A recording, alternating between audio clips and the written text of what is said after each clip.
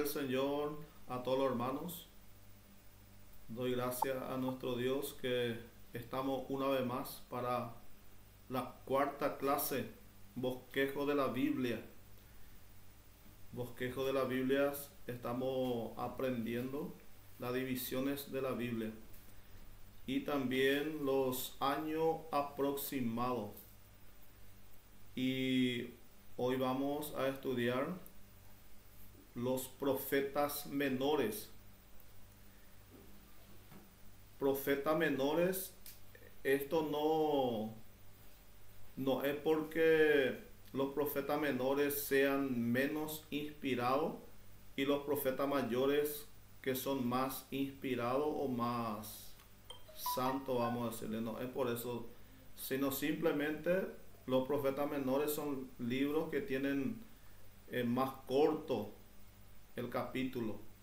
Por ejemplo, Isaías tiene 66 capítulos y los profetas menores teológicamente le llamamos profetas menores porque son libros cortos, por eso nomás.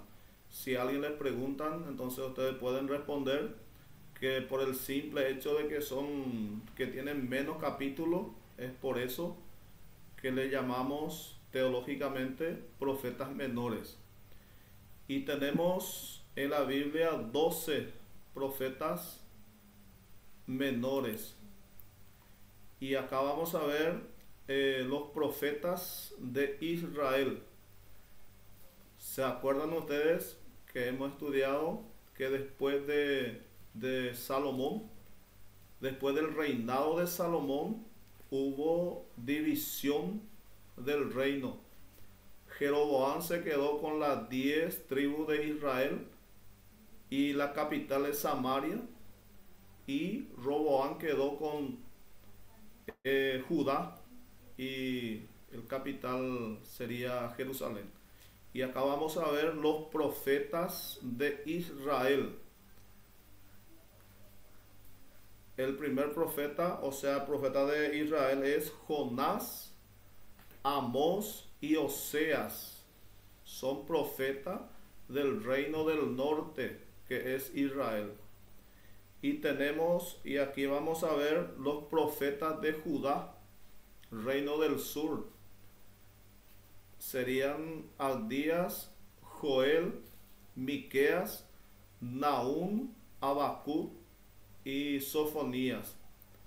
Entonces, ustedes al leer la Biblia aquí tienen que observar los profetas de Judá y de Israel. Si usted lee el libro de Jonás, entonces Jonás fue profeta de Israel. Y estos 6 son profetas de Judá. Y después tenemos 3 profetas de post-exilios. Esto sería, ¿se acuerdan ustedes también que estuvimos estudiando que el reino del norte fue llevado cautivo por los asirios? Y el reino del sur, que sería Judá, fue llevado por Nabucodonosor en Babilonia. Y estos profetas son profetas de post-exilio, es decir, después que ellos volvieron a Jerusalén, después del exilio. Y los profetas son Ageos, Zacarías y Malaquías. Entonces tenemos 3 profetas de post-exilio. Iniciamos con Oseas. Oseas sería el profeta de Israel. Fue escrito por Oseas mismo en el año 790 a 710 antes de Cristo. Se le conoce a Oseas, se le conoce como el profeta con el corazón quebrantado. A Jeremías, ¿cómo se le conoce? Ustedes han escuchado cómo se le dice a Jeremías: el profeta llorón. Entonces aquí a Oseas se le conoce como el profeta con el corazón quebrantado. ministerio dirigido al reino del norte, que es Israel. Justo antes que Israel sea llevado al exilio. Aunque la nación próspera, la condición espiritual es deplorable. Muestran adoración a Baal, Astoret y los becerros de oro que Jeroboam I había levantado en Betel. La vida personal de Oseas ilustra el mensaje de Dios cuando le ordena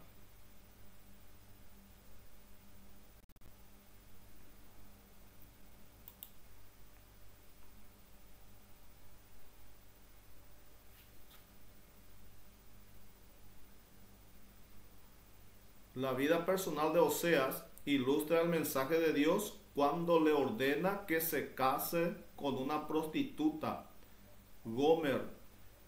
Ella, en lugar de ser fiel a Oseas, regresa a sus antiguos amantes.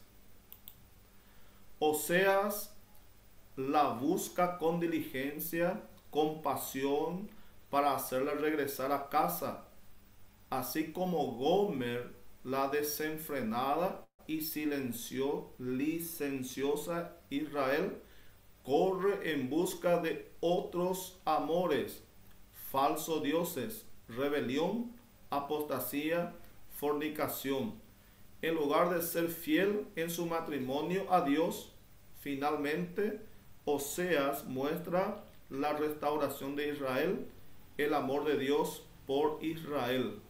Promete restauración.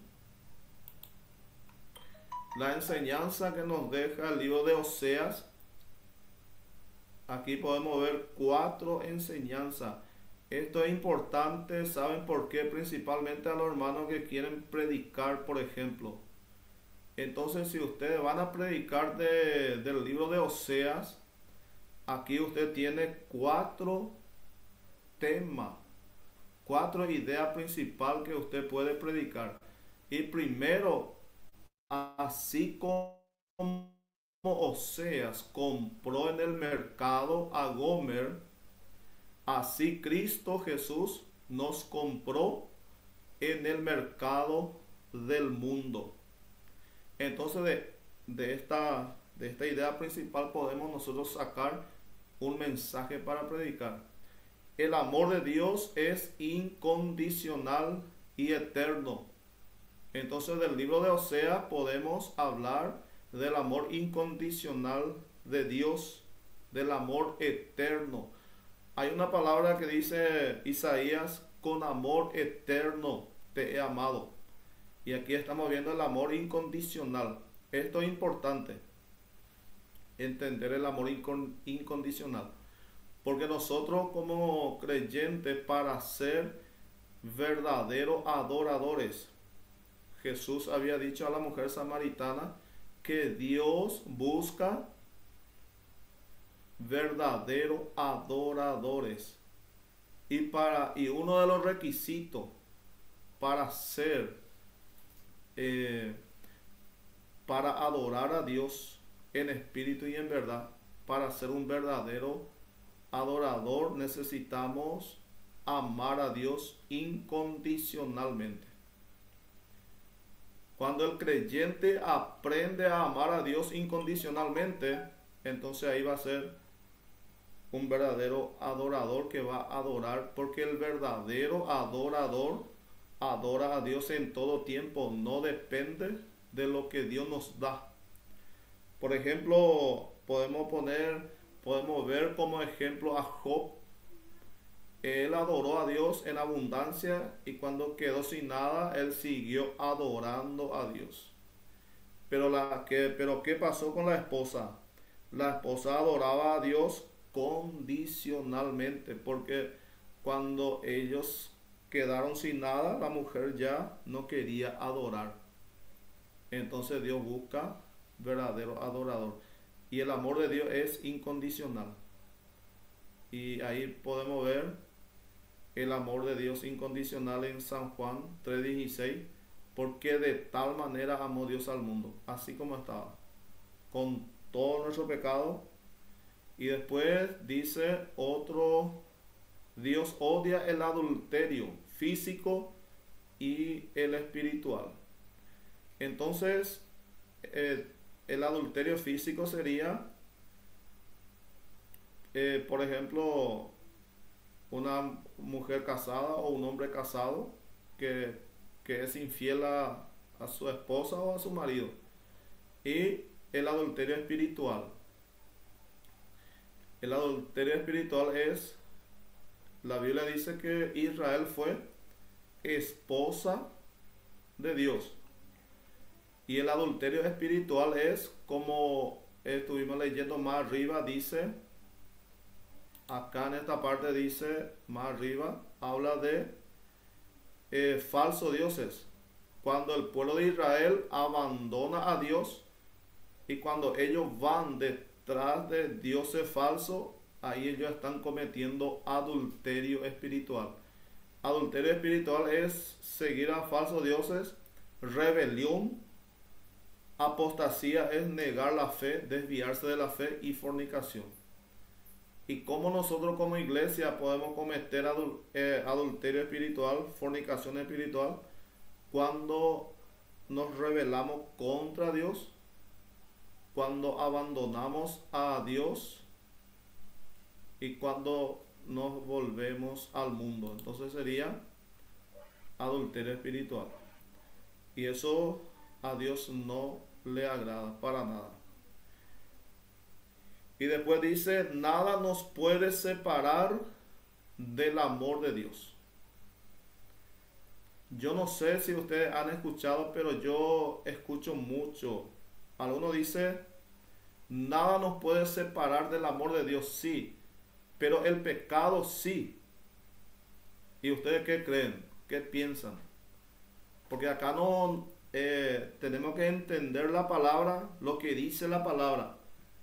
Porque dice, nada nos puede separar del amor de Dios. Nada, ni el pecado ni nada. Ahora sí, el pecado nos puede separar de Dios, sí, pero del amor de Dios no. Porque Dios, San Juan 3:16 dice que de tal manera amó al mundo, y Dios mostró su amor cuando dio a Jesús para morir en la cruz. Y eso nadie puede revocar. Cristo nos amó y murió por nosotros. Entonces nada nos puede separar del amor de Dios. Ahora sí, el pecado nos puede separar de Dios, pero del amor de Dios no, porque Dios nos ama tal como somos. Y Dios va a seguir, inclusive Dios ama al pecador. Si usted peca, Él igual te ama. Entonces, el amor de Dios es, nada nos puede separar del amor de Dios. Y la enseñanza que nos deja el libro de Oseas, el interés de Dios por todo nuestro ser, incluye éxito en nuestros matrimonios. El amor no correspondido nos ayuda a entender mejor el dolor que hay en el corazón de Dios cuando la humanidad rechaza su amor. Aquí nosotros podemos, a través de Oseas, entendió lo que Dios sentía en su corazón por su pueblo Israel, porque Israel dejó a Dios, se fue detrás de dioses ajenos, y Oseas se casó con una prostituta y hizo lo mismo, le dejó y fue y volvió con sus amantes que tenían, y ahí él sintió el dolor. Entonces él entendió el dolor que Dios sentía. Y nosotros también podemos a través de un amor no correspondido, dice que nos ayuda a entender mejor lo que Dios siente por nosotros. Entonces, usted puede pensar y ahí usted va a entender a Dios, qué es lo que Dios siente. Por eso la Biblia dice que Dios es celoso. Él no quiere compartir a nosotros con nadie. Por eso Él exige solamente adorar a Dios. Cualquier pregunta, cualquier duda, ustedes pueden preguntar y ir compartiendo. Joel fue escrito por Joel mismo, 853 a 800 antes de Cristo. El significado de Joel es Yahvé es Dios o Jehová es Dios.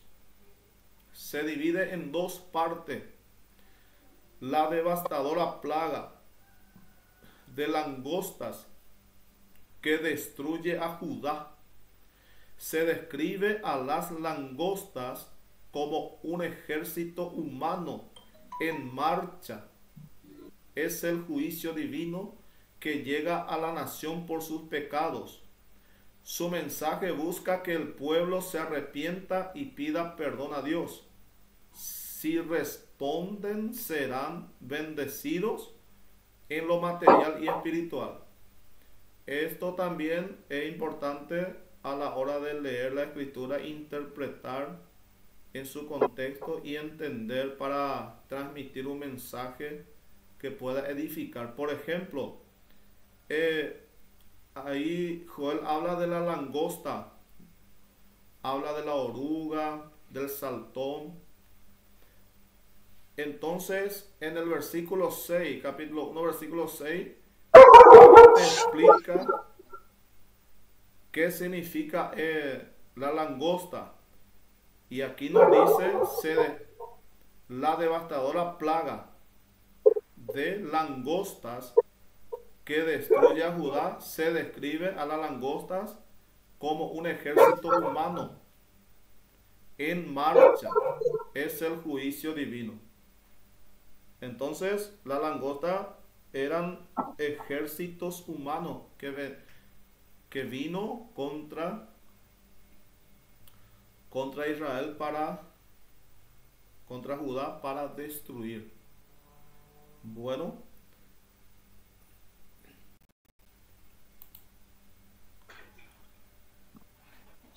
es un texto. Primero vemos Joel tiene dos divisiones. Aquí se divide en dos partes. La primera habla de la langosta y en la segunda parte habla de escatología. Escatología significa estudio de eventos futuros. Por ejemplo, el libro de Apocalipsis es un libro escatológico. ¿Por qué? Porque ahí vemos los eventos futuros. Y en Joel es, en la segunda parte, son profecías escatológicas que todavía no se cumplieron, que se van a cumplir después del arrebatamiento. Por ejemplo, resalta el derramamiento del Espíritu Santo sobre la tierra y el juicio al que Dios someterá a todas las naciones. Pedro explicó en Hechos 1:21 el cumplimiento de la profecía de Joel. Pero aquí hay algo muy importante que vamos a aprender. La Biblia, hay profecías de doble cumplimiento. Y entender eso nos ayuda mucho porque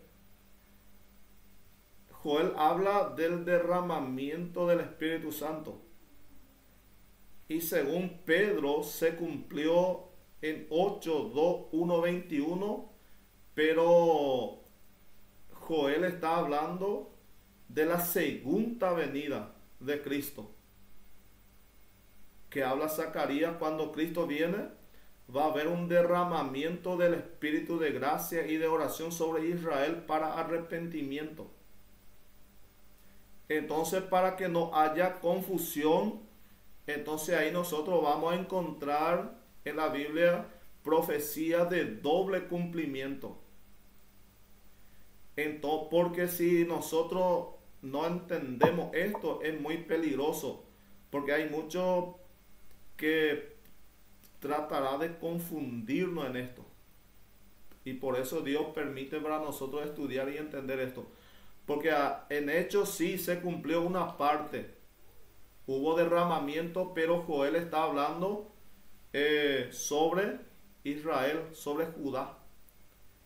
Y el derrama sobre Judá, y es una carta escatológica, eventos futuros, que empezó a cumplirse en Hechos 2, 1 al 21, y también la culminación va a ser su cumplimiento ahí cuando Cristo venga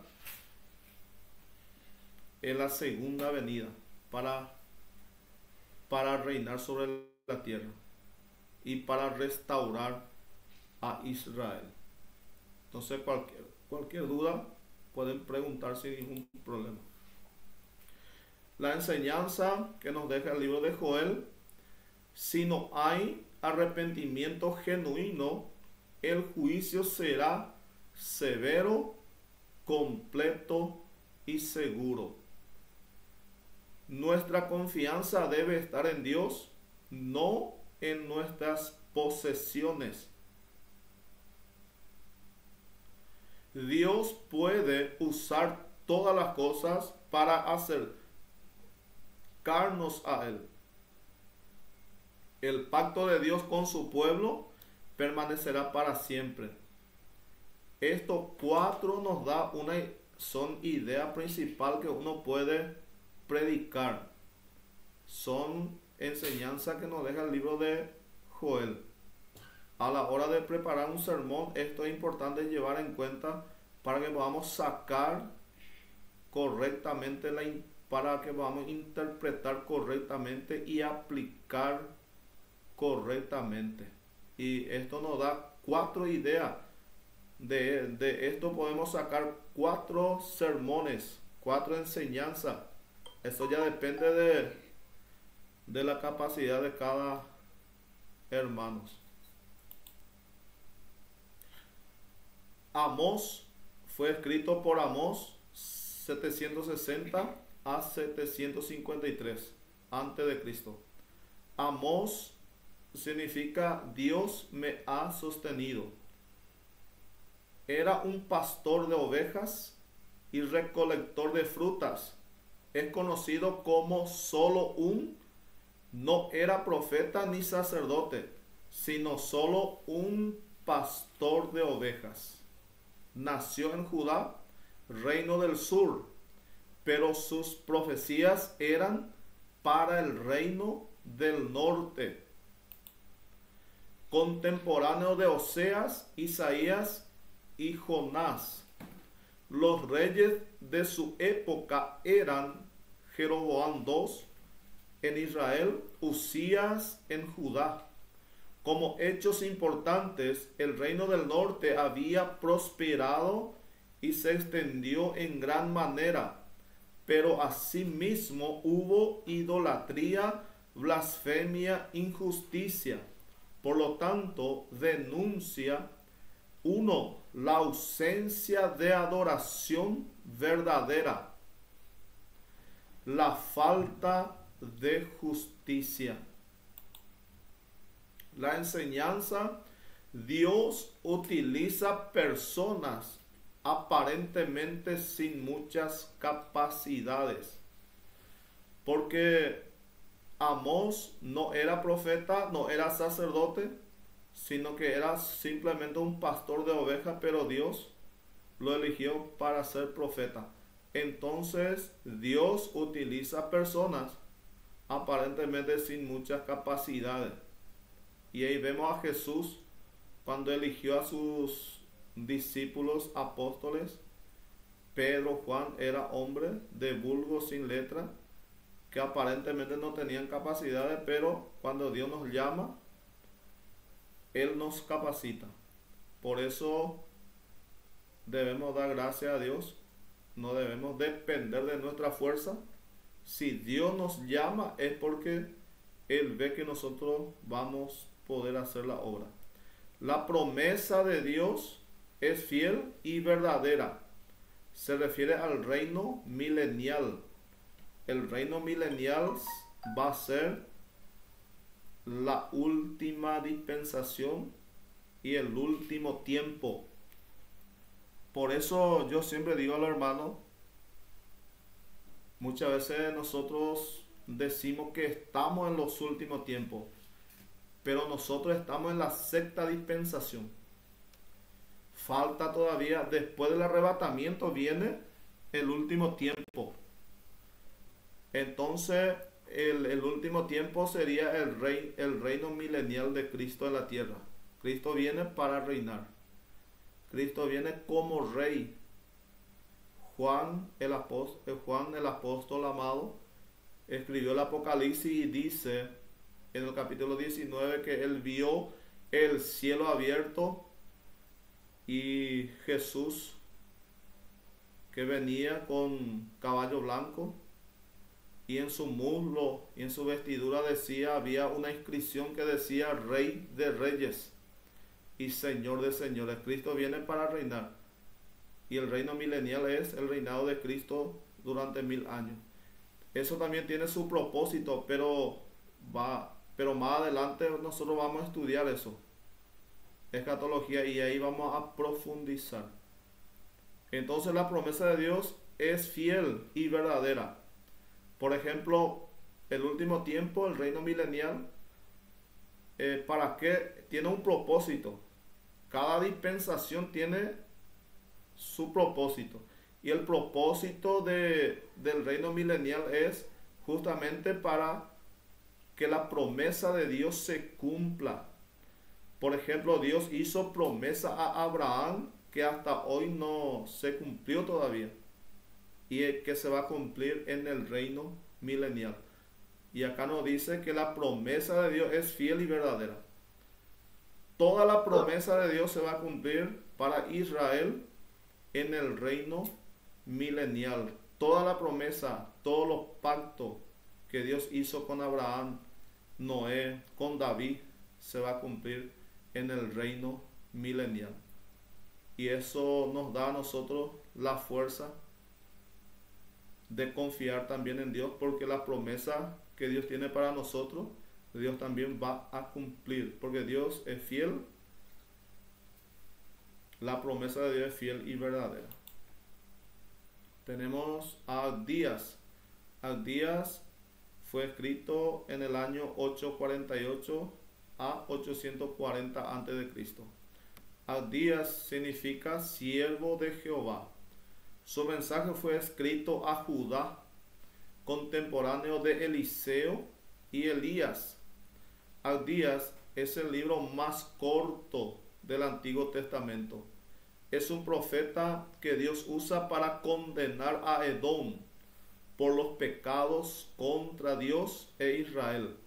Los edomitas se alegraban de los infortunios de Israel. ¿Quiénes son los edomitas? ¿Quiénes eran? Los edomitas son descendientes de Esaú. Y los israelitas son descendientes de Jacob. Esta pelea afectó más de 1000 años. Los edomitas prohibieron a Israel cruzar sus tierras durante el éxodo. Resultado: fuerte sentencia de parte de Dios. Esaú y Jacob eran gemelos y ya sabemos lo que pasó con ellos. Jacob había comprado la primogenitura de Esaú, después engañó a su padre para él robó la bendición de Esaú, y según Abdías, esta pelea afectó más de 1000 años. Pero, bueno, y los edomitas prohibieron a Israel cruzar sus tierras durante el éxodo. Resultado, fuerte sentencia de parte de Dios. Y la enseñanza es: Dios será vencedor a favor nuestro si permanecemos fiel a Él. Siempre debemos estar dispuestos a ayudar a los demás en tiempos de necesidad. No tenemos nada de qué sentirnos orgullosos. Esto es muy importante.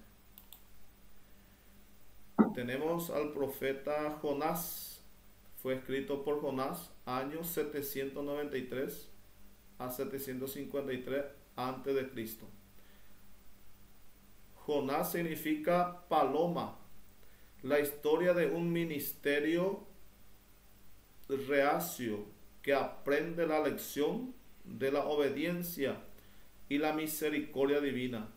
Jonás recibe una comisión de Dios para predicar arrepentimiento a Asiria, brutales enemigos de Israel. Este libro muestra un relato histórico verídico. El Señor Jesucristo lo ratifica. Mateo 12, 39 al 41, Jesús habló de Nínive. El principal protagonista es Dios, quien realiza una serie de milagros para cumplir sus propósitos. Levanta tempestad, calma tempestad, provisión del gran pez, preservación de la vida de Jonás, la devolución de Jonás a la tierra, preparación de calabacera, gusano y viento recio, salvación de muchos ninivitas. La enseñanza del libro de Jonás: nunca podemos escondernos de Dios. ¿Qué quería hacer Jonás? Él quería esconderse de Dios, pero nunca podemos escondernos de Dios. Dios nunca cambia su mensaje. Dios tiene misericordia de todos, no hace acepción de personas. Son enseñanzas muy, para nosotros hoy día, muy esencial, porque uno, no podemos escondernos de Dios. Segundo, Dios no cambia su mensaje. Tercero, esto es muy importante: Dios tiene misericordia de todos y Dios no hace acepción de personas. Santiago también habla de no hacer acepción de personas. Cuando nosotros como creyentes, cuando llegamos a la estatura del varón perfecto, que es la estatura de Cristo, ahí llegamos a la madurez, y ahí recién uno empieza a entender la misericordia y amar a Dios, a todos por igual, sin acepción de personas. Por eso muchas veces es difícil de entender a un líder, a un pastor. ¿Por qué? Porque el pastor o el líder no puede hacer acepción de personas, ama a todo por igual. Entonces, para entender eso, debemos alcanzar la estatura del varón perfecto. Porque esto es difícil de alcanzar, porque por eso hay muchas críticas, muchas murmuraciones, quejas. Muchas veces es difícil de tolerar, de llevar paciencia. Pero cuando llegamos a la madurez, entonces entendemos que Dios tiene misericordia de todos y que nosotros también debemos tener misericordia por todos, sin hacer acepción de personas. A veces estamos tan mal que nos enojamos de la misericordia de Dios. Jonás se sentó y estaba esperando la destrucción de Nínive, y cuando Dios tuvo misericordia, él se enojó. se enojó porque él esperaba la destrucción y Dios perdonó. Miqueas fue escrito por Miqueas 735 a 698 a.C. Miqueas quiere decir ¿quién es como Jehová? Miqueas vivió en tiempos de la cruel guerra entre el reino del norte y del sur. 120.000 muertos en el reino del sur. Segunda de Crónicas 28:6. Asiria, el imperio dominante de la época, aplastó el reino del norte. Solo un milagro evitó que estos ejércitos entraran en Jerusalén. ¿Ustedes se acuerdan del rey Sennacherib? Fue el rey Sennacherib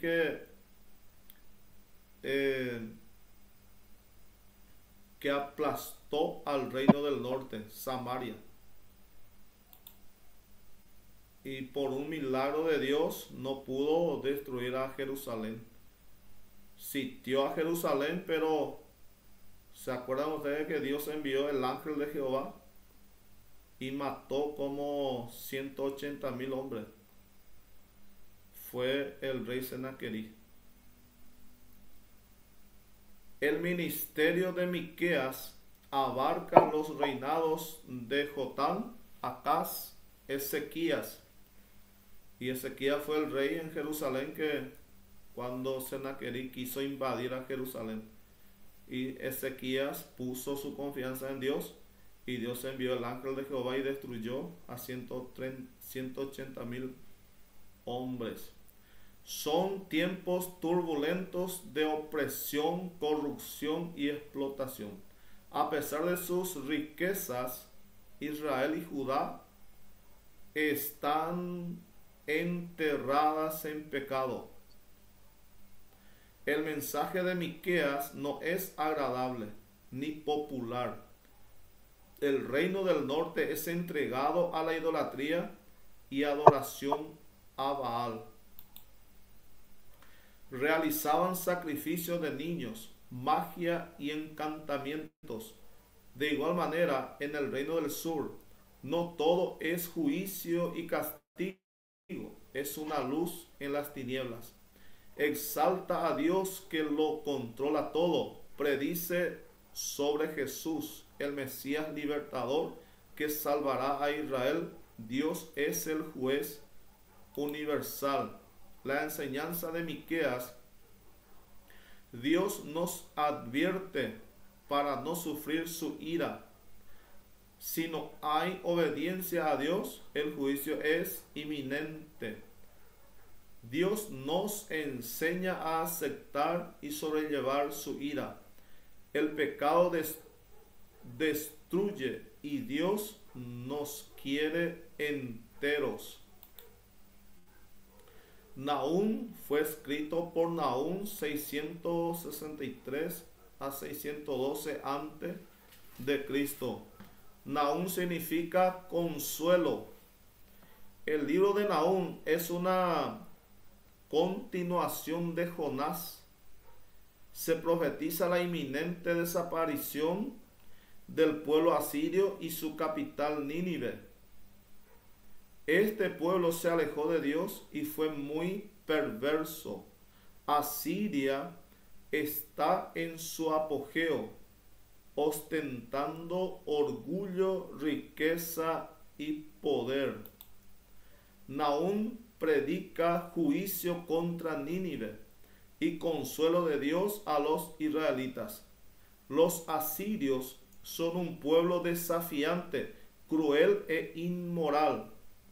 Con la predicción de Nahum, Nínive es inundada por el río Tigris e invadida por el imperio babilónico.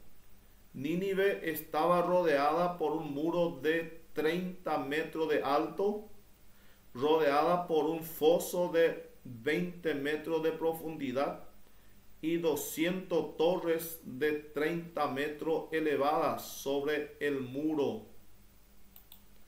A pesar de ser una formidable fortaleza, Nínive fue destruida. La destrucción de Nínive simboliza la liberación de todas las esclavitudes asirias. La enseñanza de Nahum: Dios es paciente y tardo para la ira. Solo Dios es mayoría. Suficiencia de Dios, cuanto más Dios y una persona a su servicio. Las promesas de Dios son seguras, ya sea para bendición, obediencia o maldición, desobediencia. Ninguna fortaleza es más alta y grande que Dios. Esto me recuerda la muralla de Jericó, que era invencible para el hombre, pero para Dios no fue nada.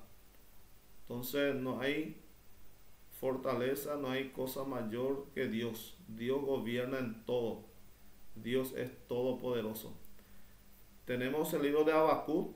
Habacuc fue escrito por Habacuc 609 a 589 a.C. Habacuc significa el que abraza, periodo que abarca, no está determinado. Hechos relevantes. Profetizó en el reinado de Joaquín. Describe el pecado de los caldeos y su caída. Dos partes importantes. Capítulo 1 al capítulo 2 y el verso 20. Habacuc habla con Dios. Injusticias y juicios. Capítulo 3, 1 al 19. Vemos la oración de Habacuc. El versículo insignia es Habacuc 3:17. Habacuc profetizó finales del imperio asirio y principios de Babilonia. Habacuc habla de la justificación por la fe y Pablo lo cita, Gálatas 3:11. Habacuc fue contemporáneo de Jeremías, Ezequiel, Daniel y Sofonías. La enseñanza de Habacuc: Dios aborrece el pecado y no está dispuesto a aceptarlo. Es una verdad eterna. No importan las circunstancias, podemos alabar y confiar en el nombre de Dios. Podemos hablar con Dios acerca de todo, incluido dudas y temores. Jehová es nuestra fortaleza. Sofonías. Autor Sofonías, 640 a 612 antes de Cristo. Sofonías significa Jehová protege. Sofonías fue un mensajero para Judá antes de su destrucción total durante el reinado de Josías. Las reformas del rey Josías fueron influenciadas por el profeta Sofonías. Limpieza contra la apostasía y el pecado. Ejemplo: retiro las vasijas dedicadas a Baal. Segunda de Reyes 23:4. Lamentablemente, sus reformas duraron solo hasta la muerte de Josías. El libro presenta una clara denuncia del pecado y advertencia de juicio. Los pecados y la destrucción de Jerusalén reciben especial atención. Se habla de la restauración del remanente de Israel contemporáneo de Jeremías. La enseñanza de Sofonías: Dios no tiene prejuicios y ama la obediencia. Dios quiere corazones puros, no solo señales externas. La comunión con Dios es posible para el que tenga un corazón arrepentido. Ageo, autor Ageo 520 a.C., cubre 4 meses. Ageo, festivo o nacido en la fiesta. Ageo es el segundo libro más corto del Antiguo Testamento. Ageo tenía cualidades de buen pastor. Fue llamado a predicar a un pueblo cuyas prioridades no eran justas.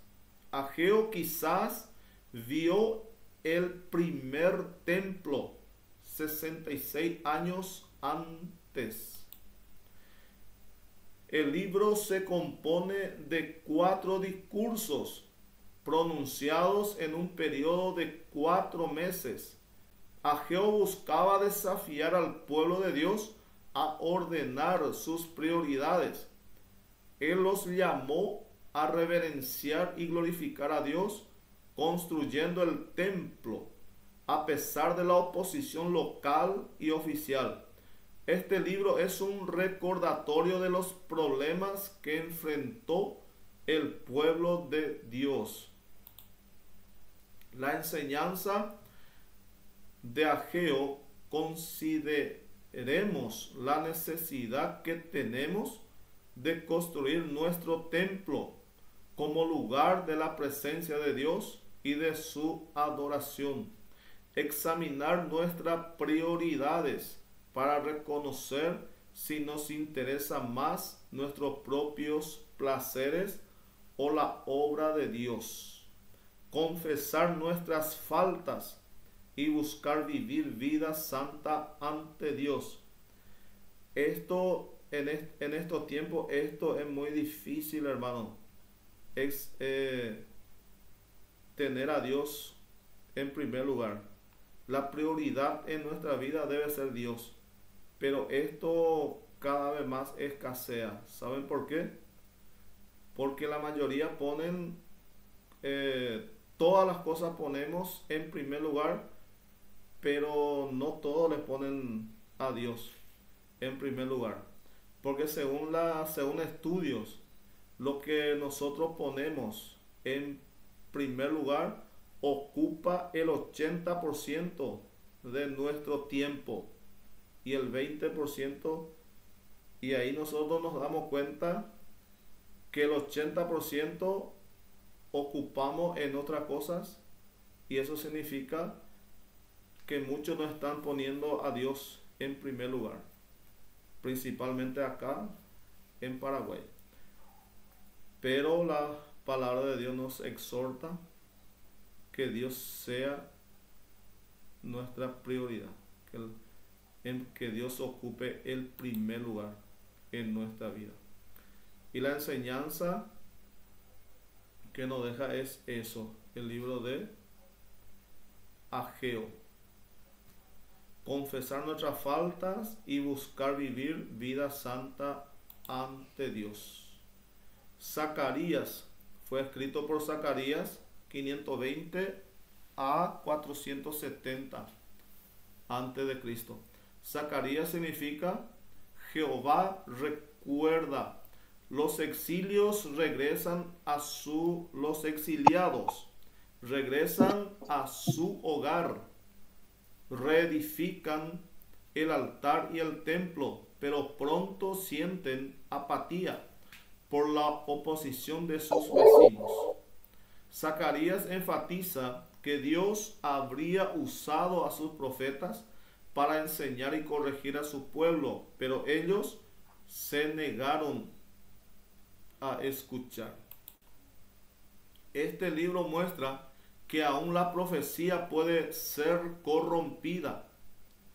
La historia demuestra que en este periodo la profecía cayó en descrédito entre los judíos. La enseñanza: Dios espera de nosotros una adoración sincera de la mano con una vida moral integral. Debemos extender la invitación de la salvación de Dios a gente de todas las nacionalidades, lenguas, razas y culturas. La salvación solo es posible a través del arrepentimiento de la sangre de la cruz. Sin arrepentimiento no hay salvación. Malaquías, autor Malaquías, 450 a 400 antes de Cristo. Malaquías significa mi mensajero. Su ministerio inicia después de la reconstrucción de los muros de Jerusalén. Ya tenían 100 años del retorno de su cautividad. El pueblo está desanimado por tiempos de sequía y hambre. Su mensaje es de juicio por no aprender de sus pecados pasados. Trata temas como el matrimonio, la infidelidad, el engaño, la negligencia en la verdadera adoración, el robo en los diezmos. Se caracteriza por generar un diálogo con Dios a modo de pregunta, respuesta para llevarnos a la reflexión. 23 preguntas en todo el libro. Concluye mostrando su misericordia y paciencia.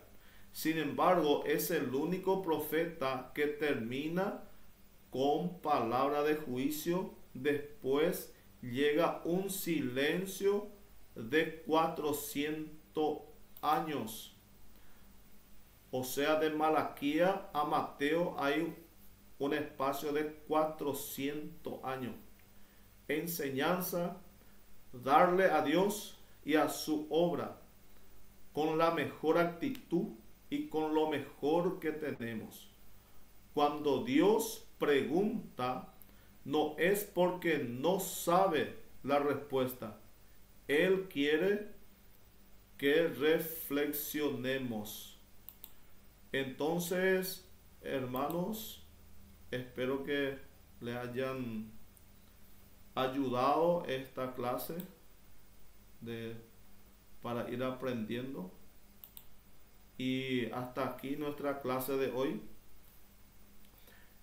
Y en la siguiente clase ya estaremos culminando la primera materia. Y ahí vamos a estar hablando sobre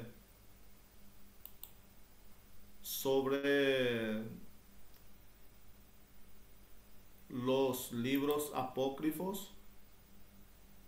Y va a ser una clase muy interesante. Ojalá que los hermanos estén todos. Y bueno, que este estudio sea de bendición para los hermanos y puedan meditar sobre la enseñanza que nos deja estos libros. Y cualquier pregunta, cualquier duda, estamos para responder. Y no duden para enviar los mensajes en el grupo a la hora que quieran. Estamos ahí para responder la pregunta. Y voy a seguir orando a favor de los hermanos para que el Señor pueda bendecir su vida espiritual y financiera. Si tienen alguna pregunta ahora mismo pueden hacer, o si quieren en el grupo, ya para ir culminando.